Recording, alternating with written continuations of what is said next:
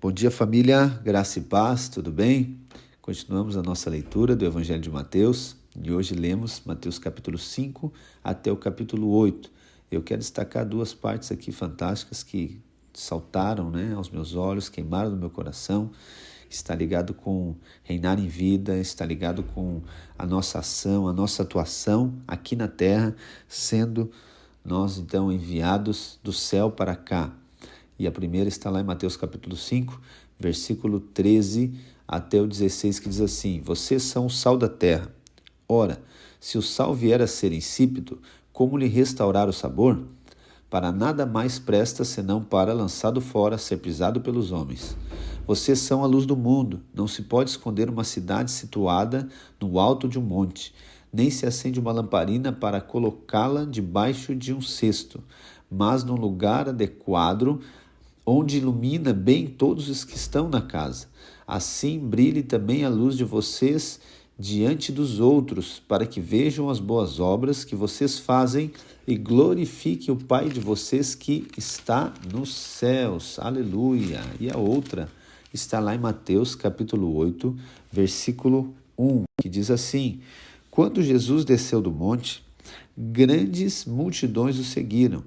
E eis que um leproso aproximou-se e o adorou, dizendo: Senhor, se quiser, pode purificar. E Jesus, estendendo a mão, tocou nele, dizendo: Quero sim, fique limpo.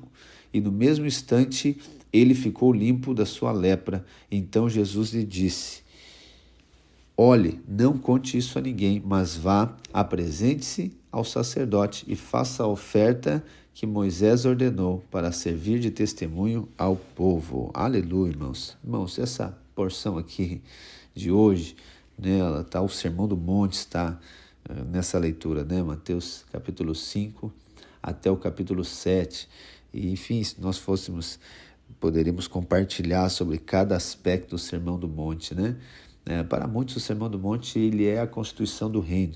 Eu considero que a Escritura Sagrada, a Bíblia inteira é a constituição do reino. Mas, obviamente, aqui no Sermão do Monte existem algumas ênfases, porque talvez ele é um dos principais discursos de Jesus, junto com Mateus 13, que tem as parábolas do reino. Então, são os principais, Mateus capítulo 5, 6 e 7, o Sermão do Monte, Mateus 13, as parábolas do reino, e nós vamos ir lá em Mateus 24, que fala sobre então os dias do fim. São os três principais discursos no livro, no Evangelho de Mateus. E aqui todos os três demonstram, e tem essa ênfase acerca do reino. E agora nós compartilhando sobre reinar em vida, sobre o reino de Deus, os nossos olhos, já começam a perceber, a visualizar tudo em relação ao reino. Então, Mateus 5 a partir de Mateus 5, nós vemos Jesus trazendo então essa estirpe daquele que é um cidadão do reino dos céus.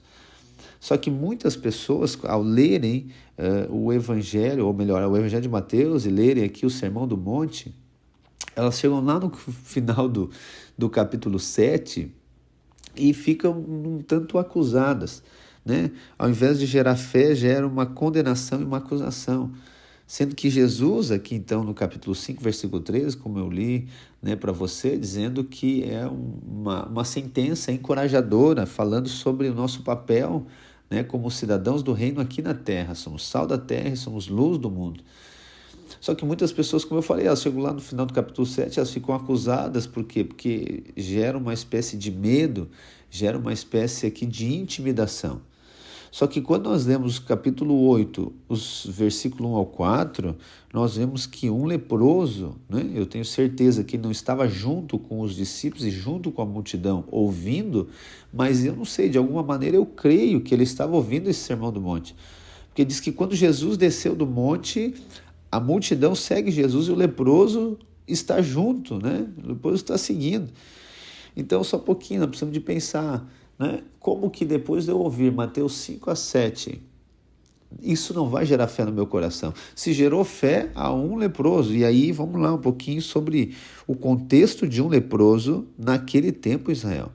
Você já viu isso, talvez até já ouviu eu compartilhando. Um leproso, ele não tinha uma vida social, ele não era aceito pela sociedade. Por conta da sua doença, ele é alguém que vivia isolado. Ele não podia entrar nas cidades. Quando um leproso entrava numa cidade, o que acontecia? As pessoas começavam a gritar, desesperadas, para que ele saísse. As pessoas não se aproximavam do leproso, o leproso não podia se aproximar-se de ninguém. E por que isso? Por conta de que aquele que é leproso, então ele transfere agora a sua doença para aquele que não é leproso. E aqui nós temos um problema, ok? Então, ou seja, o leproso ele tinha um alto poder de contaminação. Só que quando ele escuta Jesus falar, e depois de ele ouvir, né, o discurso, depois de ele ouvir o sermão todo monte, não é agora uma acusação que gera nele, não é uma condenação que gera nele, pelo contrário, fé é gerada nele a ponto dele se aproximar de Jesus, a ponto de ele correr uma espécie de risco de vida. E quando ele chega até Jesus, o falar dele, né, já demonstra a sua fé. É uma fé para ser curado, não é uma fé para ser condenado. Então ele diz para Jesus: se o Senhor quiser, o Senhor pode me purificar. Jesus diz: eu quero sim. E aí Jesus inverte a ordem, Jesus aqui expressa, manifesta aquilo que ele diz que eu e você devemos fazer no versículo 13 ao 16, sal da terra e luz do mundo. Ele brilha a luz de Deus. Então, ao invés agora de Jesus se tornar leproso, Jesus é quem cura o leproso. Ao invés de Jesus agora se tornar, então, um pecador, por quê? Porque é isso que a lepra representa, é o leproso que é santificado, é o leproso que é purificado. Então, aí nós começamos a entender o que é ser sal da terra e luz do mundo, que ao invés de nós sermos influenciados, é nós que vamos influenciar. Mas eu quero aqui chamar a atenção para você nessa atitude do leproso. E nessa atitude que nós temos quando ouvimos o evangelho do reino, o evangelho da graça, o evangelho de Jesus. Se você, preste bem atenção, ao fazer a sua leitura da palavra, ao ouvir a palavra, isso não gerar fé em você, ok, nós precisamos de perceber alguma coisa que não está certa. Porque se um leproso, ele, foi gerado fé no coração dele para ser curado, quanto mais nós que já somos cidadãos do reino, não vai gerar fé no nosso coração, entende?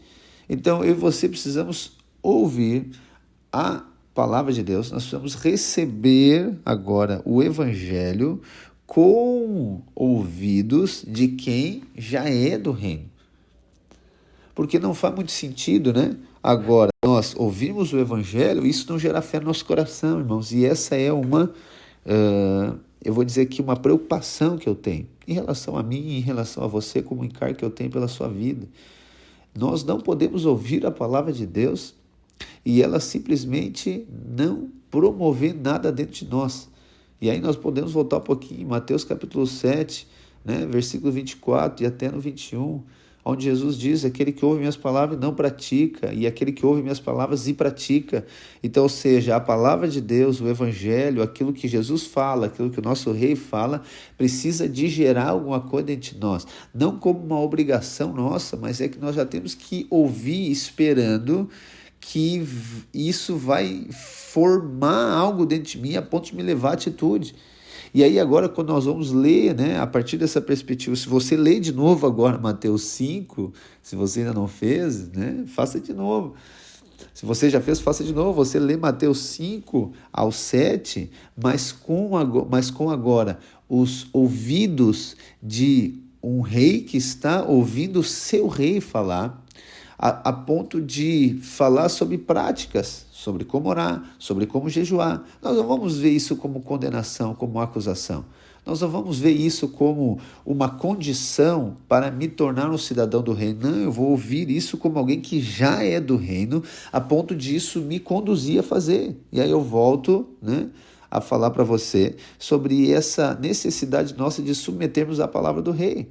E aqui eu fecho também nosso compartilhamento de hoje. Ok? Nós não podemos ser religiosos ao ouvir aquilo que Jesus fala para nós. Nós não podemos ser naturais, nós temos que ser espirituais, mas nós temos que ser agora como cidadãos do reino, que a gente ouve e pratica, ponto.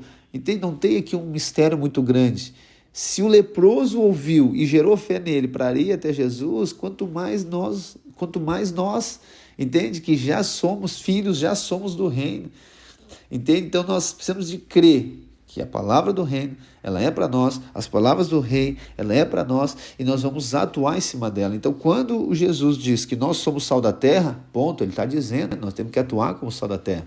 Quando Jesus está dizendo que nós somos luz do mundo, ponto, nós temos que atuar como luz do mundo, e as nossas obras vão, sim, agora manifestar, ou seja, vão expressar a grandeza de Deus. Deus será glorificado através das nossas obras.